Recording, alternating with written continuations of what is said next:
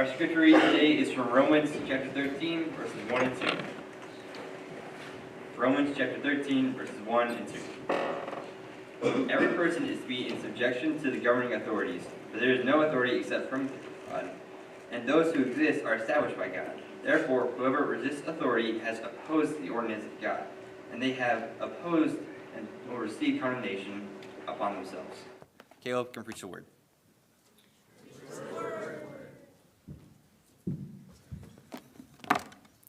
Morning. As you know, during Wednesday mornings, we're doing AIM Chapel. And for the topic that we have, we're doing Jesus Understands. And specifically this morning, we're doing Jesus Understands Submission to Authority. And not just the authority of the Father, but just for a little bit, we'll be taking a look at how we understand submission to worldly authority. Noah just read Romans 13:1 to us. Said every person is to be subject to the governing authorities. So what are some of these worldly authorities we have? The military, police, your teachers, a judge, your boss, your significant other. We're going to see Jesus tell and show us how to submit to these authorities. When we're confronted, for some, submission is a natural response. But if you're anything like me, that is the complete not truth. I don't like to submit. It's not my first response. But what do we do if you're like me and don't want to submit? Well, as disciples of Jesus, we look to Jesus for his perfect example. We're going to be starting off in Matthew 22, verses 15 through 22. To set the scene, Jesus has just entered Jerusalem. He's teaching in the synagogues to crowds of people. And in these teachings, he's calling out the Pharisees for their hypocrisy and poor leadership in the community. And this whole time, the Pharisees are hearing what they're saying. Starting in verse 15, it says, "Then the Pharisees went and plotted together how they might trap him in what he said.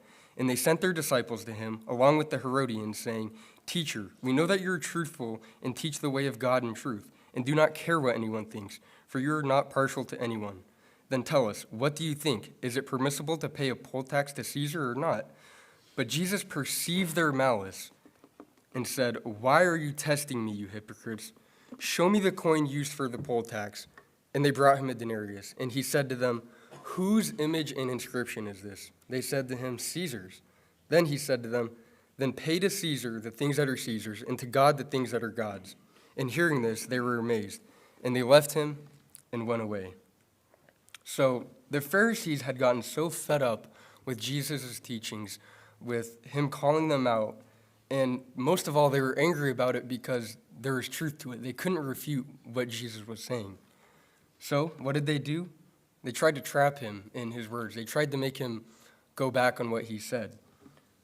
But when they asked him whether it is right to pay taxes to Caesar, so in this case, Caesar is the worldly authority, plain as day, Jesus tells us to submit to Caesar, pay the tax. He says to submit to the worldly authority. However, we also notice he said, give to God what is God's. Jesus is telling us, submit to God's authority and to worldly authority. And it's not just an option we have, one or the other. No, Jesus is telling us to do both of these things. And as disciples of Jesus, we listen to what he tells us to do, right? We should. So why do sometimes we resist and avoid submitting to these authorities? Why do we do that when Jesus right here is telling us to do it? Keep that in the back of your mind as we move over to Matthew 23. We'll be in verses 1 through 12. This is directly after the last passage. It says, "Then Jesus spoke to the crowds and to his disciples, saying, 'The scribes and the Pharisees have seated themselves in the chair of Moses. Therefore, whatever they tell you, do and comply with it all, but do not do as they do, for they say things and do not do them. And they tie up heavy burdens and lay them on people's shoulders, but they themselves are unwilling to move them with so much as their finger. And they do all their deeds to be noticed by other people, for they broaden their phylacteries and lengthen the tassels of their garments. And they love the place of honor at the banquets, and the seats of honor in the synagogues, and the personal greetings in the marketplaces, and being called rabbi by the people. But as for you, do not be called rabbi, for only one is your teacher, and you all are brothers and sisters. And do not call anyone on this earth your father, for only one is your Father, he who is in heaven. And do not be called leaders, for only one is your leader, that is Christ. But the greatest of you shall be your servant. Whoever exalts himself shall be humbled, and whoever humbles himself shall be exalted. The first thing in this section that Jesus does is he recognizes the authority that the Pharisees have. He recognizes their authority, and then he tells us to submit to their authority. But as he's telling us to submit to their authority, he also tells us not to be like them, but do not do as they do, for they say things but do not do them themselves. So Jesus here is calling out their hypocrisy, but if we take a look past that, we see Jesus also points out the root of their hypocrisy. And the root of their hypocrisy is also the reason we tend to resist authority in this world. So what is that? It's pride.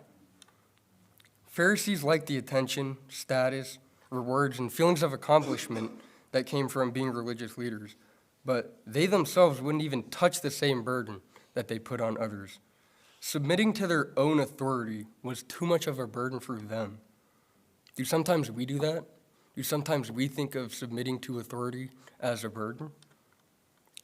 Well, do we sometimes find ourselves saying, for us Amers, we're grown people. We shouldn't have to be back by 11. I can stay out past then. Or why can't I just wear jeans to school? Like, they can look just as professional as khakis or slacks.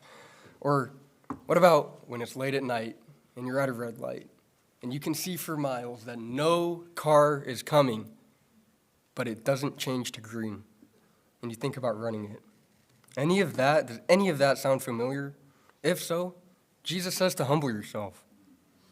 Maybe we're just too prideful to submit, but Jesus already knows this, and he tells us how to combat it right here.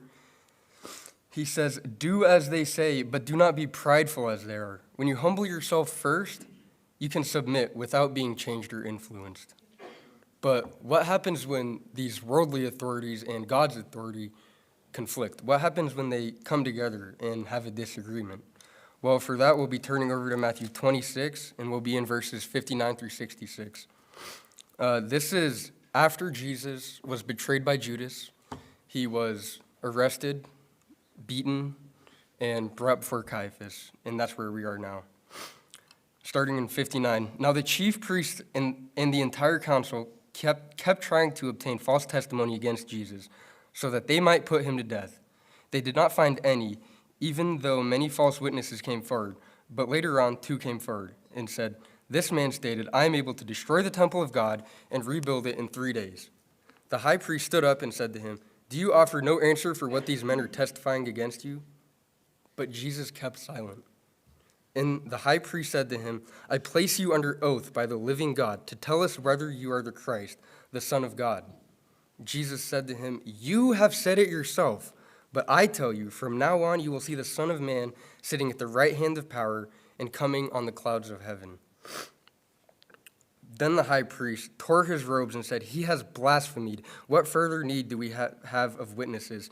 See, you have now heard the blasphemy. What do you think?'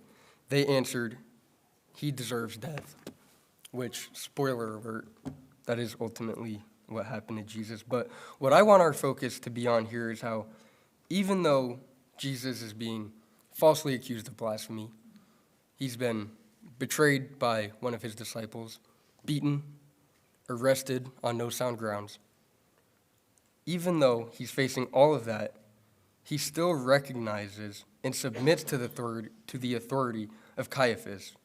This time, it was in the form of breaking his silence.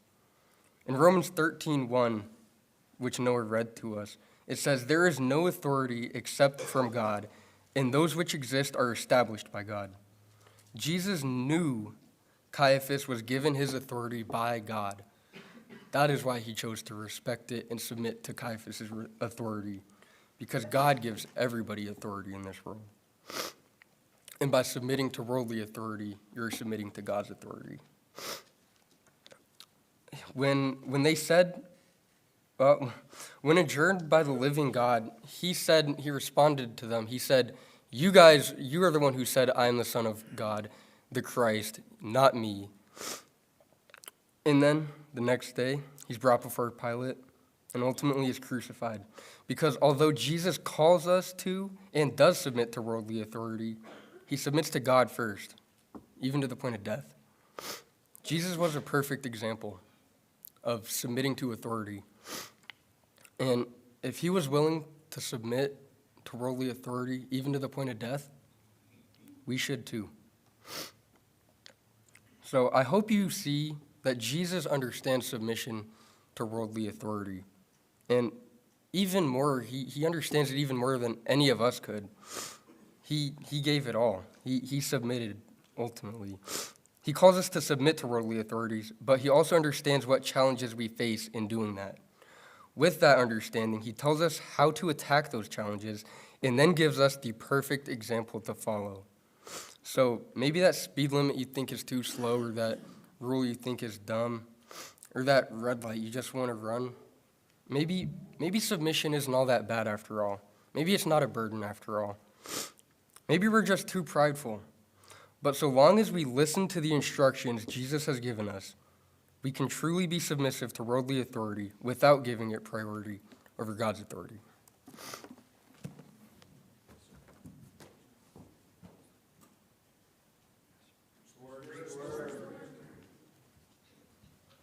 Hi.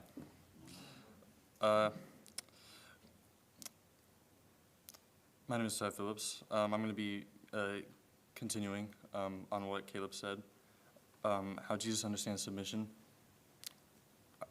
I'm going to be talking about how Jesus understands submission to God. Yeah.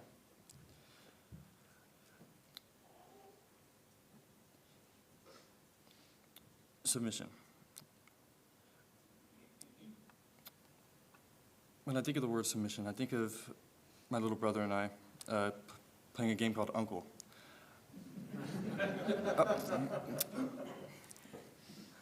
If you don't know what that game is, it's about two opponents wrestling each other until one of them says uncle or submit, so the other wins. Anyway, my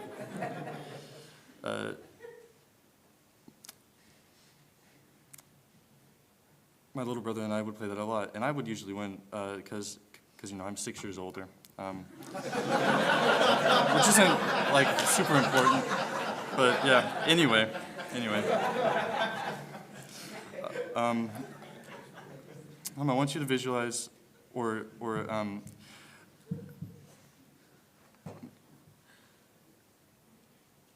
identify yourself with these two brothers.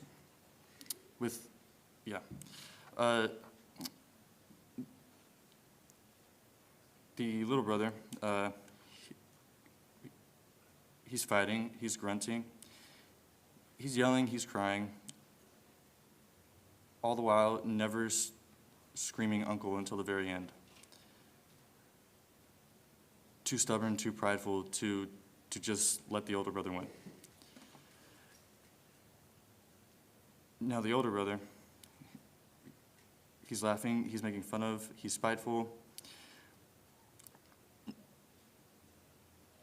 knowing he was just waiting for the weaker to submit,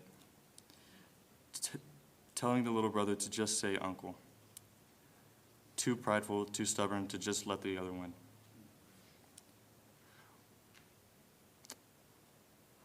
Why are we so afraid to submit? Why do we want to be in control? Why do we have the need to be in control? James 4:6-10 says, "But he gives greater grace, therefore it says, God is opposed to the proud, but gives grace to the humble."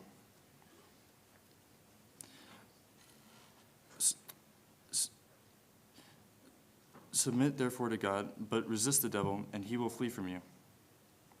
Come close to God, and he will come close to you. Cleanse your hands, you sinners, and purify your hearts. Be miserable and mourn and weep. let your laughter be turned into mourning, and your joy into gloom. Humble yourselves in the presence of the Lord, and he will exalt you.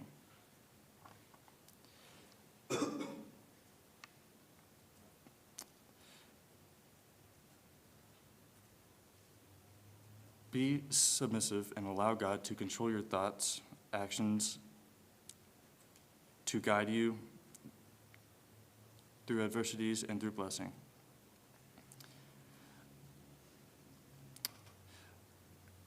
I think of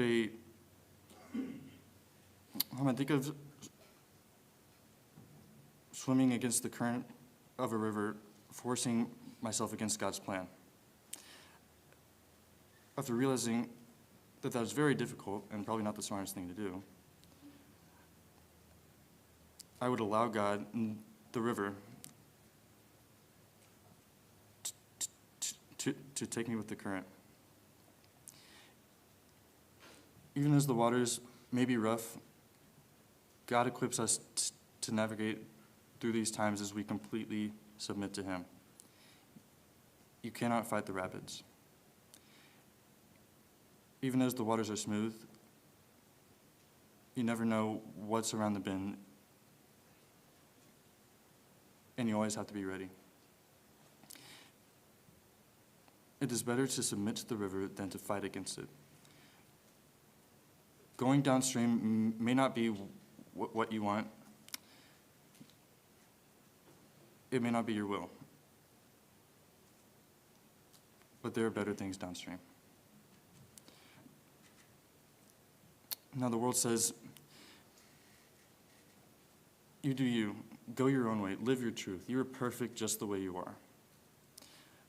But of course, this is the exact opposite of what God tells us and wants us to do. We are called to be not of this world. Romans 12:2 says, and do not be conformed to this world, but be transformed by the renewing of your mind, so that you may prove what the will of God is, that which is good and acceptable and perfect. I visualize how Christ is talking to his Father. The night before he was going to be arrested and crucified.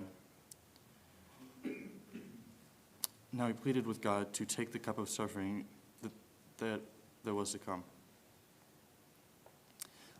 Luke 22:42 says, Father, if you are willing, take this cup from me, yet not my will, but yours be done. Hebrews 5:8 says, son though he was, he learned obedience from what he suffered. Jesus did not want to die on that cross. Jesus did not want to go through that suffering. He didn't want to be humiliated or nailed or lashed. Jesus did not want to go through that suffering, but that was God's plan, and it was for our benefit. I'm going to be honest. I did not want to come up here and speak today. I am pretty terrified of public speaking, for good reason, I think. But I was trying my hardest to not get up here, to avoid things. I've been preparing this thing for like 2 weeks now, and every time I thought about it, I got sick to my stomach. But then I realized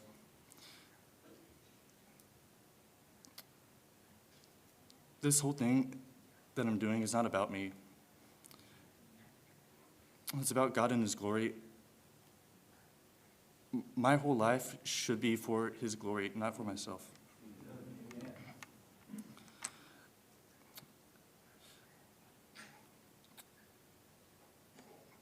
Submission to the Lord filters into every aspect of our lives.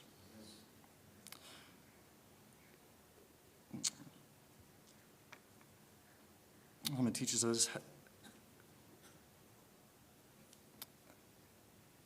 how to love him, how to have faith, how to live life. We just have to humble ourselves down so he can lift us up.